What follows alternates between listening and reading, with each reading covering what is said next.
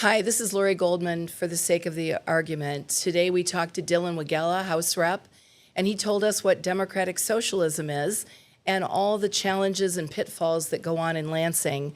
We also talked about his motivation and inspiration for taking the path that he has and why we should have some hope for the future. He also gave a few tidbits about how to check in to what democratic socialism is if you're interested. Hope you'll join us again.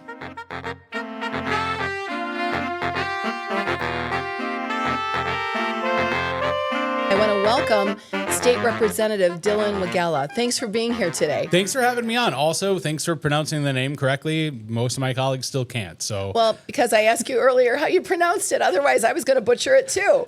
They've heard me pronounce it many times. So anyway, but no, always happy to come down to the Distill Social Studio here in an undisclosed location. Absolutely. Always undisclosed. I want to ask you some questions that I think our viewership is going to want to know. So get ready. You're Michigan's only Democratic socialist in the state legislature. Your people, the socialists, the Democratic socialists, are having a moment right now, especially after that New York City primary where Mamdani just pulled off a major upset against the establishment. But I have to tell you, I've been dabbling in this political stuff in Michigan for the last 10 years, and I don't know what is a democratic socialist. Yeah, so I think there's a lot to talk about here, but I think starting with, at least to me, what does it mean to be a democratic socialist? It means a couple things. So like the top line, what I like to tell people, especially in my community, if they ask me about it or I'm telling them about it, to me, it means that I believe that everybody should have access to housing, healthcare, and food. That is the most basic way I can explain it, that your basic necessities should be met in the wealthiest country in the world. Now, the more technical answer, which is I think the one you're looking for here, is we are a mass movement, right? An organization, the Democratic Socialists of America, to fight for working class politics. We democratically decide what our agenda is at our monthly and national meetings. And those things vary from wanting strong public transit to wanting things like universal health care, to wanting to fight climate change by adopting a Green New Deal, fighting for equal rights and human rights and solidarity for people across the world, not just here. But I think the biggest thing is that we do not believe that our economy or our politics should be controlled by billionaires and millionaires or the capitalists, as we would say. We believe that not only workplaces, but democracy should be done democratically. You know, it's this radical idea. And we've been growing for years. I think we just hit over 80,000 national members. Here in Detroit, we have something around 1,000. And I think with Zohran's win in New York, what's so amazing, before I ramble on too long here, is that Zohran Mamdani came up through DSA after Bernie Sanders run in 2016, organized with the chapter for 8 years plus, ran for assembly, got into the assembly, continued to work with the chapter. He really, in the chapter basically ran his campaign with him, and he's going to be accountable to this movement, right? And I think that's the difference. It's not just a political party, it is a movement that is trying to change things in this country for the better.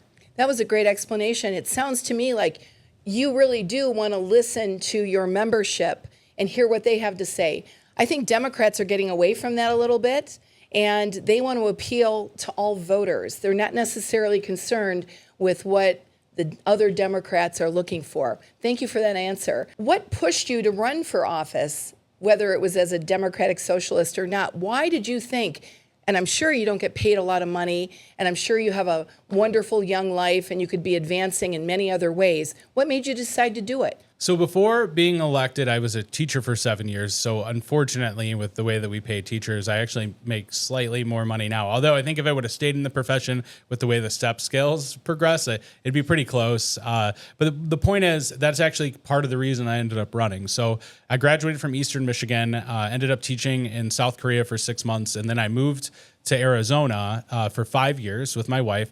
And out there, after my first year of teaching, I went to a school board meeting where they were talking about our pay raises, and the board was considering whether or not to give us a 1% raise. So I did the math as a young teacher, and I realized that it would take me 30 years to make $55,000 a year out there if we kept getting 1%. So that got me involved in my local union. I got elected as secretary. And then in 2018, and this is a long answer, by the way, but this is how I got there. In 2018, teachers went on strike in West Virginia and Oklahoma, and me and some others connected online, ended up building a super large network of teachers and a kind of a grassroots organization called Arizona Educators United. And we organized a 40,000 teacher strike in Arizona and forced a Republican trifecta to invest $400 million in schools. That not only woke me up to the power of working class politics and organizing, but it also showed me just how screwed up our politics are. Because when we were organizing for the strike, the Democrats in office out there didn't really come to fight with us until we brought 40,000 people to their doorstep. And that was, to me, it's like, okay, these people who are making decisions about schools are not doing the things that they should be. So when I ended up moving back home, I had this vision where schools would be better. You know, I grew up in Michigan, it's better funded, et cetera. And that just wasn't the case. So when the seat opened up in the area I live, which is 5 minutes from where I grew up, I decided, you know what, let me take what I've learned in working class politics and in the schools and go advocate on the state level. And now that's turned into more of a mission is, you know, how do I use this position to advance, working class politics and advance the goals of our movement? Pretty soon after you got elected, which was in 22, is that right? 22, yep. You had to resist intense pressure from Michigan House Dems. Yep. Wow, I've never heard of that before, having to resist pressure from Michigan House Dems. I'm hearing it more. To support corporate tax incentives package. You were not for that, but a lot of the Dems in the Michigan House were for this tax incentive, and you held firm to your promise not to give taxpayer funds to big corporations. How did you stay steady in your conviction not to do that? Which I think a lot of voters don't like to see, that we're giving all these tax incentives out. Yeah, I mean, these tax incentives are a complete failure. And, if you watch the Corporate Subsidy Oversight Committee, where I'm the vice chair in Lansing, you'll be able to see that pretty obviously. You'll have to look past all the, Republican anti-CCP drama that they bring into this. I think they overcomplicate the message. People don't want their tax dollars going to private corporations. That's plain and simple. But with that vote, it was really tough because it was $1.5 billion going to corporations, but they had also rolled in two popular policies, the Working Families Tax Credit and the repeal on retirement taxes. Now, we had already passed those separately with bipartisan support. So the Senate could have just passed them and the governor signed them and those been put into law. But the way that they try to get people to vote for these things because they're not popular was we're going to put them all in one. So if you vote against this, you have a vote on record against the retirement tax and a vote on record against the Working Families Tax Credit. And that is one of the ways that they use manipulation to force the hand of people in office. For me, the vast majority of the funding of that bill was going to the corporate handouts. So it was a no-brainer. As I mentioned earlier, same with Zohran Mamdani. I am part of a mass movement socialist organization, DSA. We have certain beliefs, and one of them is that we don't believe that public dollars should go to private entity.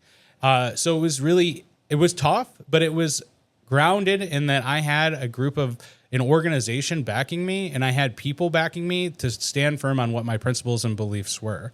I also have a really wonderful mentor that helped me realize, it's easy to say you stand for something, but when you have to push the yes button or the no button, the green or the red button, that's when you'll really understand where you're at. And my mentor, I like to say, is Yusuf Rabi. He was a former state lawmaker, former minority floor leader of the House for the Democrats. Why are Democrats for? What incentive do Democrats have to support these big tax credits for corporations? I thought we were kind of against that.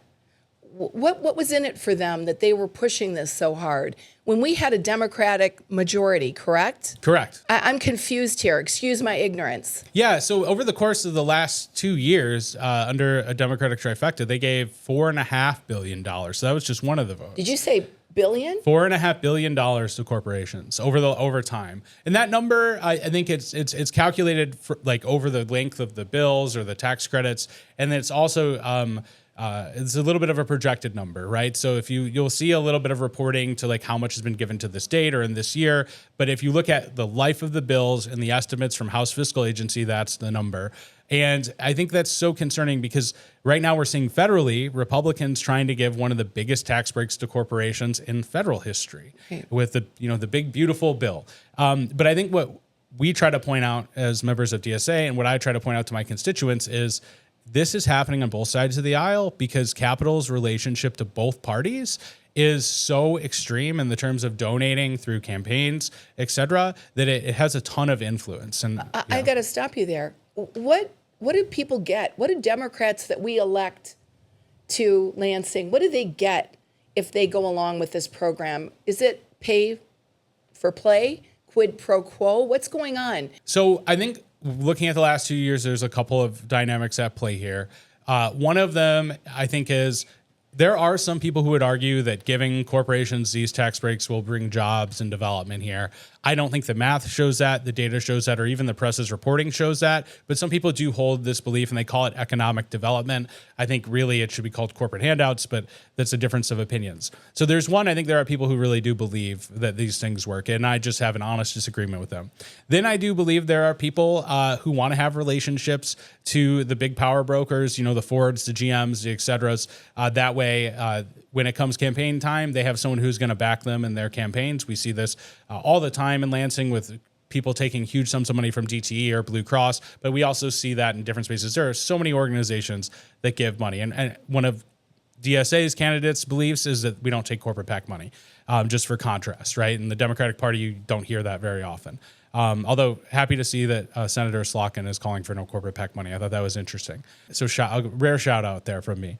Lastly, the last thing is there's this pressure, right? Because this was all being led by the governor's office. This is like her big belief is this form of economic development. She's still pushing right now for CHIPS money to come from the federal government for a Mundy Township project. The chips manufacturing project they're talking about out there. So it's still a main priority, which I think is one of the reasons why she's starting to cozy up with Trump is because she's going to have to work with the federal government to get those dollars if she wants them. But here's where this gets interesting.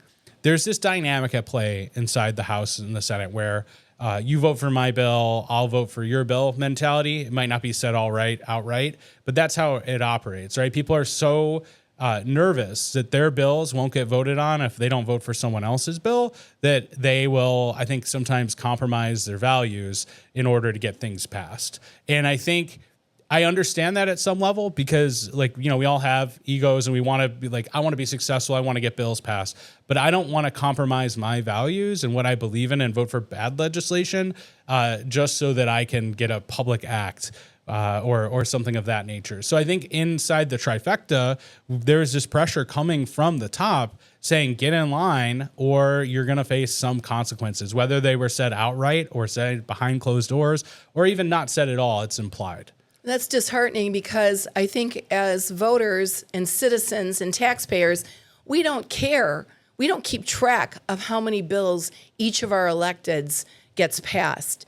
We care about the outcome of the bills that come through, regardless of who sponsors them and how it affects our lives. So thank you for depressing me with that. And I will add, I think there is time for rational, reasonable compromise. I don't think to the tune of $4.5 billion, though. And you mentioned, I'm sorry to interrupt you, but I do that all the time. Get used to it. I am glad that you said that because there is data. Data proves if it's economic development or if it's corporate handouts. And we, back here in our little houses, don't know the difference, but the data exists. So maybe we should school ourselves a little bit more to see. It would help inform our decisions going forward. You have talked even now, and you have spoken previously about the need to challenge the oligarchy. And that's a word rarely used in the beginning part of my life, but now it's like commonplace. And fight for the people, not corporations. What concrete steps can Michiganders take to build that class-conscious movement you describe? Everyday people, voters like us. Because in the end, we want to give money to the people at home, to the children and the seniors and the middle class and the underhoused. all those people. Right. We want a society where people have, as I said earlier, healthcare, housing, and food, right? I don't think that's radical to say, hey, I want my neighbors to be in a good enough position to thrive. And I don't think you can do that without having the government play some role in that, because you have like the free market is always going to go after the dollar, right? The profit. And so I think the question was, how do we achieve that, or where do we go from here? And this is why I am so proud to be a member of DSA. If you look at Zohran Mamdani's win, they knocked 1.5 million doors and had 50,000 volunteers. How many volunteers? 50,000. Wow. And that doesn't just happen because somebody makes good TikTok videos, right? And I think that's my frustration with his win that I'm seeing across some of the left is, one, they're trying to say it was a progressive movement. It wasn't a progressive movement. It was a democratic socialist movement through the New York DSA and one of their cadre who came up through it. And then two, they're fighting for real policies that people, working class people, can hear and respond to, like free bus fares, government-owned grocery stores. There's so many, freezing the rent. There's so many things that are tangible that people can say, I like that idea. We need to take on the corporate class. And he was proposing I think a 2% raise, and they went and spent $25 million against him through super PACs and so forth, which I think is a record in New York City. And I don't want to misspeak, but I think it's one of the highest that we've ever seen. And I think his campaign spent $8 million because that's where he was capped at. I'm sure there was some outside spending too on the other side. I have a really good friend who's politically astute from New York, and she said to me yesterday when we were having dinner, this guy is too far to the left. He's made all these promises, like you just said, free bus fare. He's never going to be able to deliver that. It can't be done. And a lot of people listen to that because it's never been done. It can't be done. But I think it's aspirational. Yeah. And I don't know if it can be done, but I don't think it's wrong to try. And here's where having an organization like DSA is so important. And to answer that question, what I would tell people is I would drive them, go join your local DSA. We've had so many people sign up in the last couple of weeks because we're not just doing electoral work, right? We're supporting striking workers. We are training people in their unions how to make them more democratic and rank and file. We have a public transit campaign happening right now. And in New York, if Zohran does win, he's going to need New York DSA to organize people against the council to pass some of this stuff. And I don't know how, if we're progressives or whatever, how do we actually achieve the change that we need in this country without having a mass movement from the bottom? I saw that in Arizona with the teacher strike. We're going to hopefully see that in New York. And that's something I'm really interested in seeing. How does he execute that if he ends up winning the general? I agree with you with all of that. What's one thing, and that might be hard to quantify, that you wish every person in Michigan knew about how government really works? Because we elect people like you. We send you off to Lansing. Most people, if you ask them on the street, don't even know how many hours you work, if you have to be there 7 days a week, 5 days a week, what you get paid. And we certainly don't know how your workday unfolds. So what would you like to tell us, one or two things that maybe the average person would be interested in hearing? Yeah, I think electing people who really care about their community is important, because a big part of the job is, especially at the state level, is constituent services. It's getting people connected to their Medicaid or unemployment. Like, for example, our office helped someone get, I think, $15,000 they owed through unemployment the other day. They called you? Yeah, they called us, and then our staff worked with the State Department to get them the resources they need. So you need someone who can manage that office and hire staff that's willing to really do that work. That is a bigger part of the job than people realize. But the other thing is, and this is a little disheartening, is that the amount of people who are making the big decisions, it's a lot fewer than people realize. You might have seen in the news, we're struggling to pass a budget. So the way that this kind of goes down is, I think we're essentially seeing the Senate leader, the Speaker of the House, and the governor, go into rooms and negotiate these $85 billion budgets together, and then they'll go present to their caucus to see if they get a thumbs up, thumbs down, or see if they can put pressure to pass these. The problem with this is the Speaker and the Senate leader have way too much power in these chambers. There's this illusion that there's 150 of us making decisions on everything. It's really smaller, amounts to the leadership in both parties coming to some of the decisions and then seeing is it a good enough deal to get people on board or not for the budgets? And then for individual bills, the speaker can decide if a bill comes up or doesn't come up, or if a bill goes to committee or doesn't go to committee. And I don't think people realize we don't have really any mechanisms to get bills to be heard. Now, in the rules, it says there are, but the problem lies in you only get called on if you're recognized by the chair. And at any time, the chair of the House can decide just not to recognize you. And that is really concerning. When I tell people that, they're like, what? I know. And even in our own party, in the Democratic Party, didn't this happen during the lame duck? That there were a lot of bills that didn't make it out? Yeah, I would say that's for a different reason, though. That was because a Democrat decided to join Republicans in a walkout, and then you need 56 votes to pass. So once we had 56 members, so once Karen Whitsett left, we couldn't do anything without Republicans' approval, and they wanted us to cut wages, which ended up happening anyway. I think this is important to recognize that Republicans shut down our lame duck, and then a couple months later, some Democrats collaborated with them to undo the workings of one fair wage. I know those Democrats, and I will never forget them. So you're a Michigander? Yes. Well, yeah. now you are. Yeah, born and raised. Born Yeah. and raised. What's the most Michigan thing about you? Are you into our Michigan famous Coney dogs? What's your favorite flavor of Faygo? I'm on Team Lafayette. My wife says that if the rats eat there, you know it's good. I just ate there last weekend, and I said, God, is it true? And my person I was dining with said, the rats aren't there. He was lying, but I still went anyway and just ate It's quickly. delicious. But yeah. the most Michigan thing about me is I'm a huge Lions fan. Yeah. Unlike the reps that have been taking the tickets from the lobby court, which they're not allowed to anymore. I actually have season tickets. I've been season ticket member for a few years with my wife, and we go all the time. So if you see me there, come say hey. We're really loud there. It's a good release and it's fun. And I've been a Lions fan for my whole life. My dad is. Never seen them win a Super Bowl. Obviously, none of us have. So hopefully he gets to see that. That's what I'm hoping for. All right, that's good. And the last thing on here, which I can identify with, in the winter, do you wear shorts? Because I think that's a really crucial question. Sometimes I'm not. No, I'll wear pants. I'm not. I'm not that Michigan, I guess. All right. Well, Maybe Arizona changed my blood for forever after living out there for 5 years. it made you soft. It's the opposite. It made you soft. So you had indicated you were a teacher before you were elected to the state house.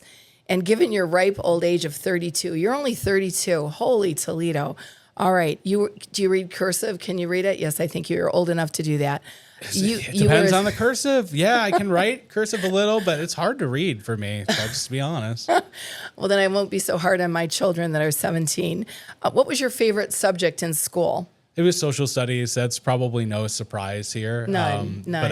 But what's funny about that, and this even gets a little political too, and let me work socialism into this too, is this is one of the reasons I wanted to be a teacher in the first place, was when I got to university, I started to learn actual history and not corporate textbook American propagandized history. Mm-hmm. And that really changed the way I looked at how our schools operate. So when I became a teacher, I started using primarily primary sources. So kids could make their own conclusions, which are not the same like ones they have in the United States right now, where Texas, like most people don't know this, but most textbooks, they're created for Texas, and then it's cheaper for them to just use that everywhere else. I can't remember all the details on this, but essentially a lot of the textbooks that schools get in history classes are actually a product of Texas curriculum and not any other states. Which is a right-wing Christian lens for a large part. So there's so much propaganda in our current school system.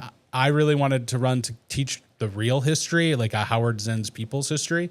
And that's why I decided to become a teacher. That was in the first place, one of the reasons. All right. So they wanted me to ask you this, and I'm going to. What's the pettiest thing you've ever seen happen in the Michigan legislature? You don't have to name names unless you really want to, and that will help our ratings if you do. I won't name names, but I think when this happens, it's very common. Like, you don't vote for my bill, so I'm going to vote against your bill. Like, that is. Do people actually say that?